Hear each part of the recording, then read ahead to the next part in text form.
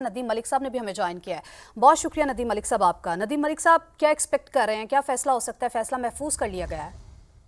دیکھیں ان کی اپیلیں بحال ہوں گی، کیونکہ جو مخالفت کر سکتے تھے نیب والے، تو وہ کہہ تو رہے ہیں کہ ہم نے سرنڈر نہیں کیا، لیکن سرنڈر سے بھی کچھ زیادہ لفظ ہوتا تو وہ کرنا چاہیے تھا۔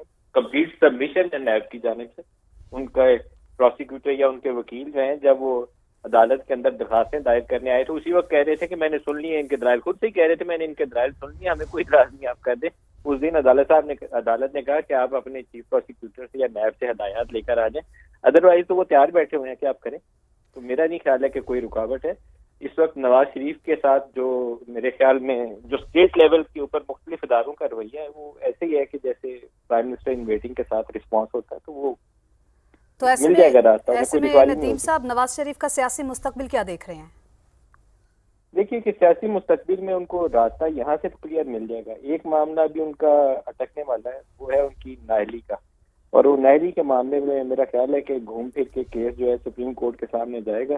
وہ جو الیکشن ایکٹ کی ترمیم ہے، نون لیگ والوں کا خیال یہ ہے کہ وہی کافی ہے، اس کو کوئی نہ کوئی چیلنج کرے گا یا کوئی وکیل لے کے جائے گا، یا نون لیگ والے کسی بندے کو بولیں گے کہ سپریم کورٹ میں چیلنج کریں، کیونکہ سپریم کورٹ کا ایک 5 رکنی بینچ اس کے اوپر آصف ثاقب نثار صاحب کی سربراہی میں بینچ تھا، اس کا فیصلہ بندیال صاحب نے سنایا تھا، 5 رکنی بینچ تھا۔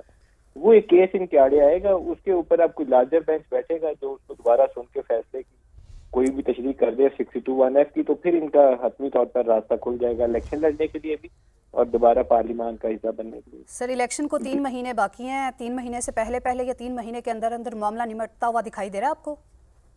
وہ ہو جانا چاہیے، کیونکہ عام طور پر 2 طریقہ کار ہو سکتے ہیں۔ ایک تو یہ ہے کہ خود یہ ارینج کر لیں، کسی وکیل سے درخواست دائر کروا دیں اور معاملہ ٹیک اپ ہو جائے۔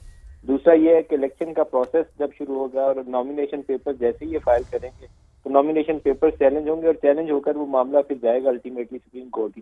تو دونوں صورتوں میں انہیں فیصلہ تو کرنا پڑے گا، کیونکہ جو تشریح وہ 62(1)(f) کی پہلے کر چکے ہیں وہ تشریح بڑی خوفناک ہے۔ وہ حقائق جو گراؤنڈ ریالٹیز ہیں، مختلف قوانین کے اندر جو سزائیں ہیں، اس سے مجھے تو لگتا ہے کہ وہ ماورا ہے، کیونکہ 5 سال سے زیادہ کسی کو ڈسکوالیفائی کرنا، قتل کا کیس تو ہے نہیں ہے کہ آپ نے قتل کے کیس میں بھی 14 سال سزا ہوتی ہے، یہاں لائف ٹائم ڈسکوالیفیکیشن ہے۔ تو اس کی دوبارہ سپریم کورٹ کا جائزہ لے کر اس کی اصلاح کر لینی چاہیے۔ بہرحال ابھی ایک وہ قانونی رکاوٹ ہے، نون لیگ کہتی یہی ہے کہ وہ رکاوٹ نہیں ہے، لیکن میرا خیال ہے وہ رکاوٹ موجود ہے اور وہ سپریم کورٹ ہی اس رکاوٹ کو دور کرے گی۔